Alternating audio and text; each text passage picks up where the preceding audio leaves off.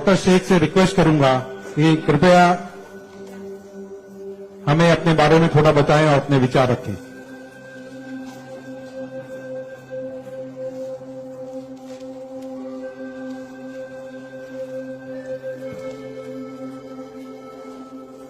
सबसे पहले तो मैं अल्लाह रब्बुल इज्जत की बहुत ज्यादा शुक्रगुजार हूँ कि उसने मुझे इतनी इज्जत दी और इस मकाम तक पहुंचाया कि मैं अपनी लाइफ के जो फैक्ट्स हैं, जो जर्नी में आपके साथ शेयर कर सकूं। मैं बहुत ज्यादा शुक्रगुजार हूँ भारत विकास परिषद की प्रेसिडेंट सुनील शाह की, और उससे ज्यादा शुक्रगुजार हूँ यहाँ पे हमारे प्यारे डॉक्टर अनिल मुरारका सर की, जिनके सपोर्ट की वजह से हम बहुत सारी जगह पे जाते हैं और लोगों को मोटिवेट करते हैं। और जितना डॉक्टर अनिल मुरारका सर एक डिसेबिलिटी को लेकर जितना कंसर्न है, उतना मैंने किसी को नहीं देखा। तो I really thankful for him for that. 2008 मैंने अपना 10th क्लियर किया था। मैंने टॉप किया था पूरे जोगेश्वरी में विथ 92.15% लेकर, और मेरा ख्वाब था कि मैं डॉक्टर बनूं और लोगों को सर्व करूं। मैं मिडिल क्लास से ताल्लुक रखती हूं। मेरे जो अब्बू हैं वो वेजिटेबल वेंडर हैं, तो हमारे घर पे बहुत फाइनेंशियली प्रॉब्लम थी। तो मेरा बस एक ख्वाब था कि मैं डॉक्टर बनूं, लोगों की हेल्प करूं, और उसके लिए मैंने साइंस में एडमिशन लिया। देन 11 साइंस जब मैंने एडमिशन लिया, मेरा कॉलेज बांद्रा में था और मेरा घर जोगेश्वरी में। मैं रोज लोकल ट्रेन से ट्रैवल करती थी Jogeshwari to Bandra. 7 October 2008 that was the day जब मैं कॉलेज से घर वापस आ रही थी। मेरे सेमेस्टर चल रहे थे उस वक्त, और सुबह 10 बजे का वक्त था। 10 बजे आप सब लोग मुंबई से बिलोंग करते हैं, सबको पता है लोकल ट्रेन में बहुत रश आर होता है। वो ट्रेन जब अंधेरी से निकली, मैं अपनी सीट से उठी और मुझे नेक्स्ट स्टेशन मेरा जोगेश्वरी था, मुझे वहां उतरना था। लेकिन मेरे सीट से उठने और स्टेशन के आने तक के बीच में वो एक लम्हा था जिसमें मेरी पूरी जिंदगी बदल गई। मैं जब सीट से उठी, उसके नेक्स्ट मोमेंट मैंने अपने आप को ट्रेन की पटरियों के नीचे पाया, और जब मेरी आंखें खुली तो वही ट्रेन जिसमें मैं ट्रैवल कर रही थी वो मेरी आंखों के ऊपर से बहुत तेजी से गुजर रही थी।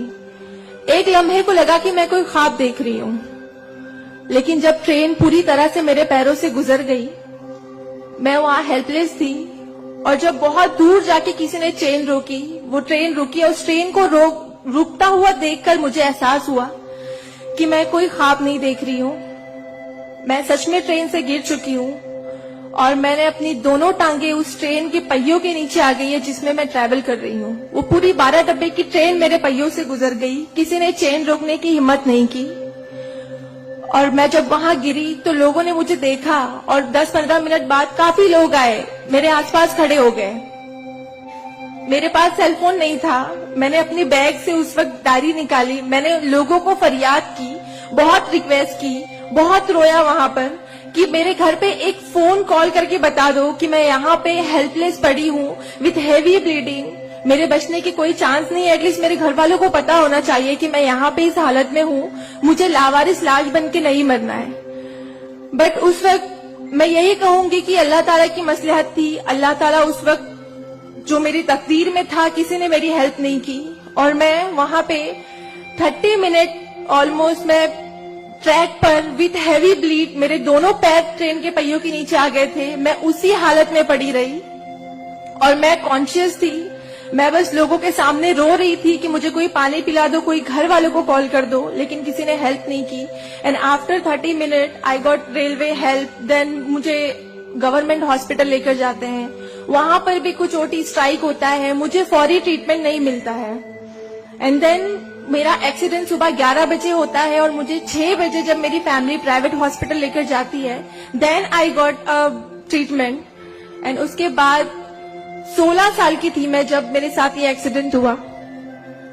आप समझ सकते हैं 16 साल की उम्र में 1 मिनट में मेरे 2 पैर कट गए थे, मैं डिसेबल हो गई थी, मैं हेल्पलेस हो गई थी। मैं खुद से उठ नहीं पा रही थी, ना बैठ पा रही थी, ना एक तरफ से दूसरी जगह मूव हो पा रही थी। मैं मेंटली डिसेबल हो गई थी, फिजिकली डिसेबल हो गई थी और फाइनेंशियली कंडीशन भी काफी वीक थी। वो सारी चीजें मेरे दिमाग में चल रही थी और जब लोग मुझे देखने आते थे तो कुछ लोग हमदर्दी में नेगेटिव कमेंट्स भी करते थे कि 16 साल की बच्ची है, 2 पैर खो दिए हैं, सारी जिंदगी माँ बाप के ऊपर बोझ रहेगी, ये जिंदा क्यों है, इससे अच्छा ये मर जाती। ये सारी बातें लोग आके जब मेरे सामने करते तो मेरे जहन में वो सारी बातें चलती कि सीरियसली मुझे अल्लाह ने जिंदा क्यों रखा, जब मुझसे दोनों पैर ही लेने थे 16 साल की उम्र में। मैं खुद से मूव नहीं कर सकती हूँ, मेरी मम्मी को इतना सब कुछ झेलना पड़ रहा है। जिस उम्र में मुझे अम्मी की हेल्प करनी चाहिए उस उम्र में वापस से मम्मी मुझे गोद में उठाकर लेकर जा रही है, वापस से मेरी खिदमतें कर रही हैं। तो मेरी जिंदगी का मकसद क्या है, मुझे दोबारा जिंदगी क्यों दी अल्लाह ने। मैं बहुत शिकायतें करती थी अल्लाह से, मैं बहुत रोती थी, लेकिन उस मुश्किल वक्त में मेरे कॉलेज, मेरे स्कूल टीचर्स और बहुत से ऐसे नेक बंदे भी थे जिन्होंने मुझे हौसला दिया। उनमें सबसे पहले मेरी फैमिली आती है, मेरी बड़ी सिस्टर की फैमिली आती है।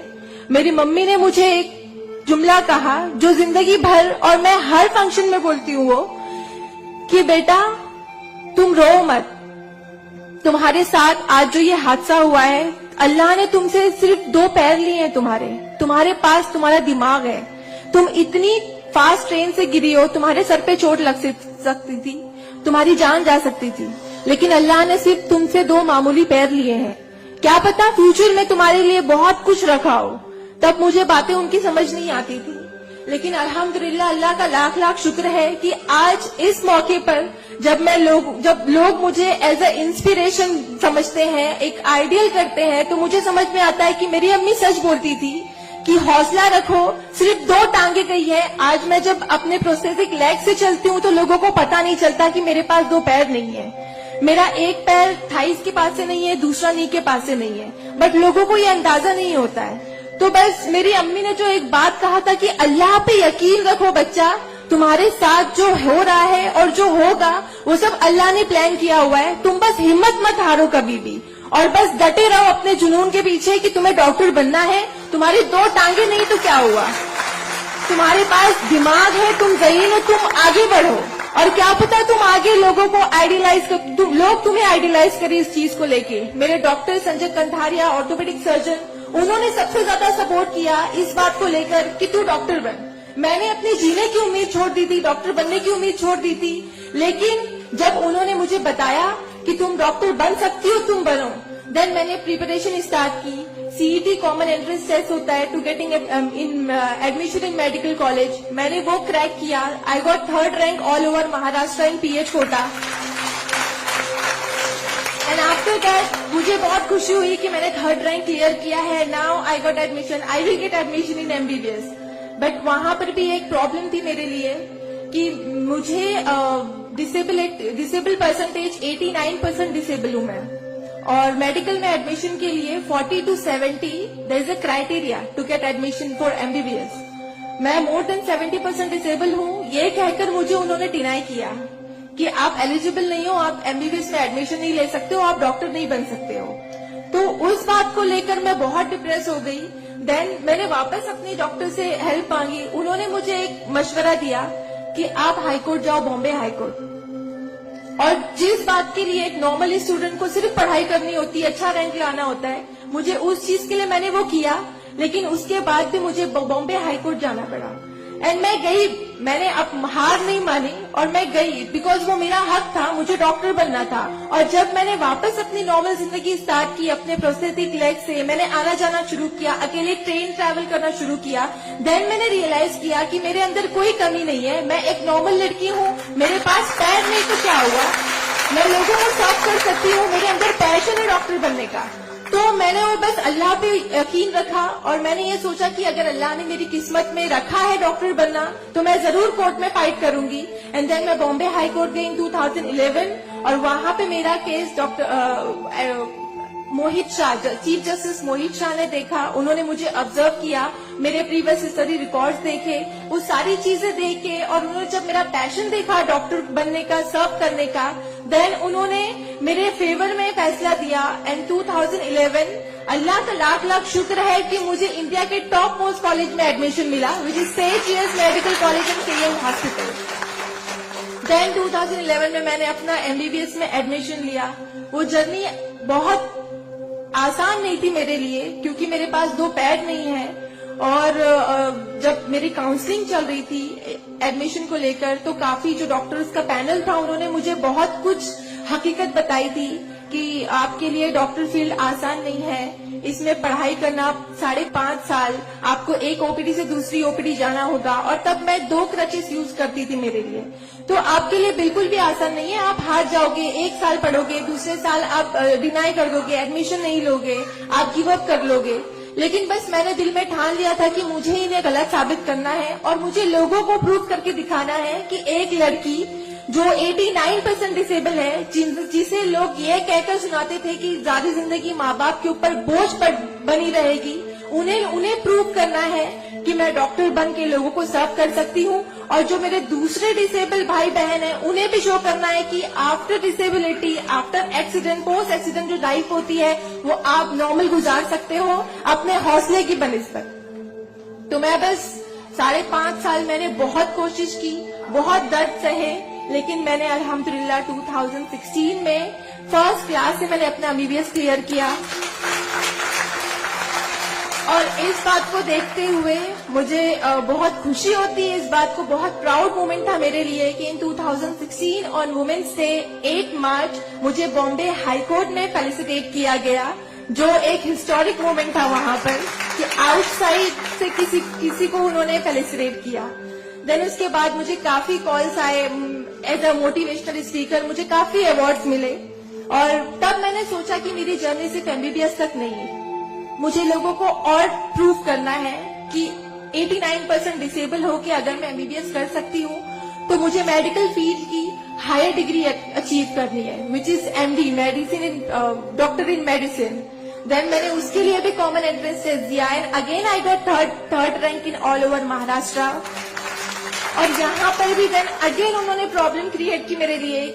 After completing my MBBS with flying colours, उन्होंने वापस मेरा मेडिकल एडमिशन डिनाई किया कि आप नहीं कर सकते हो because you are 89% disable. Then मुझे एक बहुत हम्बल इंसान मिले, member of parliament Kirit Somaiya sir. उन्होंने फौरन से मेरी एप्लीकेशन सेंट्रल हेल्थ मिनिस्टर के पास लेकर गए और वहां से विद इन 2 डेज ये जो क्राइटेरिया है 40 to 70% डिसेबिलिटी का मेडिकल में एडमिशन के लिए, this is a 20 years old clause, और विद इन 2 डेज ये क्लॉज चेंज करवाया उन्होंने बिकॉज ऑफ माई एप्लीकेशन। वो क्लॉज चेंज होके बस ये है कि मिनिमम 40% क्राइटेरिया है और मोर देन 70% जो भी डिसेबल हैगा they will get admission in medical field. तो मेरी जो जर्नी थी यहाँ तक की, और उसके बाद मैंने रिसेंटली 2019 में मैंने एमडी में एडमिशन लिया और which same college Seth GS medical college in KEM hospital, और मैं अभी रिसेंटली फर्स्ट ईयर रेसिडेंट हूँ एमडी पैथोलॉजी में। मेरी जो यहाँ तक की जर्नी है मैंने बहुत अच्छे से तो नहीं बताया आपको, लेकिन बहुत सारी बातें मिस है इसमें बिकॉज मेरे पास टाइम नहीं है, आप लोगों को भी लेट हो रहा है। लेकिन ये सारी जो मेरी जर्नी है ये सब बताने का मकसद यही है आप लोगों को कि जिंदगी में देखो चाहे कुछ भी प्रॉब्लम आए, बिकॉज मेरी लाइफ में मुझे लगता है कि सारी प्रॉब्लम्स थी, फाइनेंशियल प्रॉब्लम्स थी, फिजिकल प्रॉब्लम थी, मेंटल प्रॉब्लम थी, ये सारे ऑर्ड्स थे मेरी लाइफ में। लेकिन मैंने बस 2 चीजें ध्यान में रखी। एक तो मेरी अम्मी की बात की अल्लाह पर यकीन रखो, अल्लाह अपने बंदों से 70 माओं से ज्यादा प्यार करता है। एक माँ हमारी छोटे से दर्द को बर्दाश्त नहीं कर सकती, वो तो 70 माओं से ज्यादा प्यार करता है, तो हमें दर्द में कैसे रख सकता है वो? तो उसने जरूर कुछ अच्छा रखा है हमारे लिए। अगर छोटी सी प्रॉब्लम आई जिंदगी में तो उससे हार नहीं मानो, उससे लड़ना सीखो, हमेशा अपना हौसला जिंदा रखो, बिकॉज आपके पास अगर हौसला है तो आपकी जिंदगी जीने की उमंग रहेगी, बिकॉज बगैर हौसले के कोई जिंदगी नहीं जी सकता। तो आप लोग प्लीज अगर छोटी से छोटी प्रॉब्लम भी आए, कोई भी परेशानी आए, आप लोग लड़ना सीखिए और जिंदगी जीना सीखिए। बिकॉज मेरे एक्सीडेंट के बाद मुझे लगा मैं इतनी सारी कोशिशें नहीं करती तो मैं आज यहाँ पर खड़ी होकर एज अ डॉक्टर आप लोगों से इंटरेक्ट नहीं हो रही होती। तो बस कभी भी हार मत मानिए। और ये एक शेर है आप सबके लिए, हौसले की तुर्कश में कोशिश का वो तीर जिंदा रख। तरकश मतलब जिसमें तीर रखते हैं। हौसले की तरकश में कोशिश का वो तीर जिंदा रख।